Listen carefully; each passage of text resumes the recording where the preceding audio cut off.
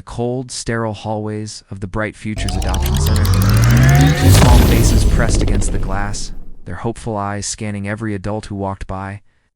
Jordan and Jamal, identical twin brothers, had lived within these walls for as long as they could remember.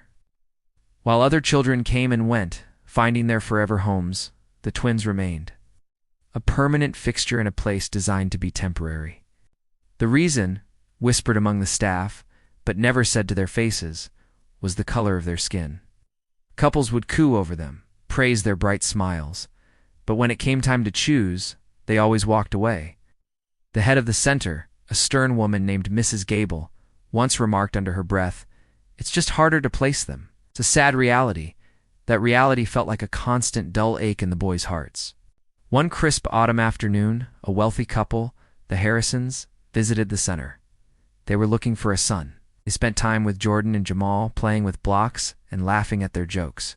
The first time a real spark of hope ignited within the twins. They imagined a big house, a yard to play in, and parents who would love them. But later they overheard Mrs. Gable talking to the Harrisons in her office. "They are a package deal," she said, her voice laced with a weary tone. "And honestly, two of them. It's a significant challenge. Perhaps a single child would be a more manageable start for you." The Harrisons, easily swayed, agreed. They left that day with a different boy, a solo child who had arrived just a week earlier. The twins watched from their window as the family car drove away, taking with it their shattered dreams. That night, huddled together in their bunk beds, they made a silent vow. They wouldn't let this rejection define them. They would become so successful that one day they would be the ones making the decisions. Years flew by. The twins aged out of the system, stepping into the world with nothing but each other and a fiery determination.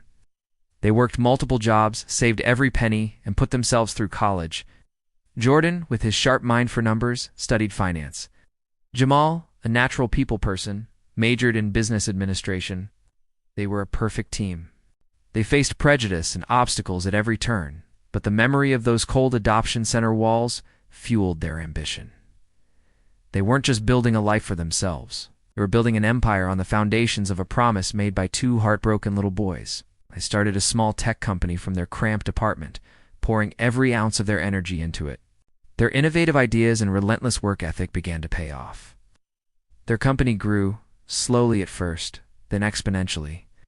They became known in the business world as the dynamic duo, the tech titans who had come from nothing. Decades later, Jordan and Jamal were no longer just successful. They were moguls. Their company, Phoenix Innovations, was a global leader, and their personal fortunes were immense. They had everything they had ever dreamed of, except for one thing: closure. One day, while reviewing a portfolio of potential charitable acquisitions, Jordan's finger froze on a name: Bright Futures Adoption Center.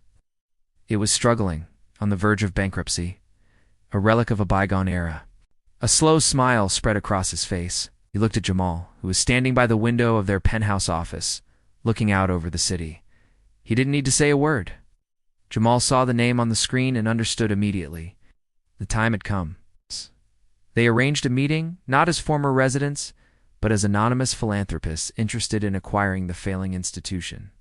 They walked back through the same doors they had left as teenagers, but this time they were not looking for a family. They were looking for justice.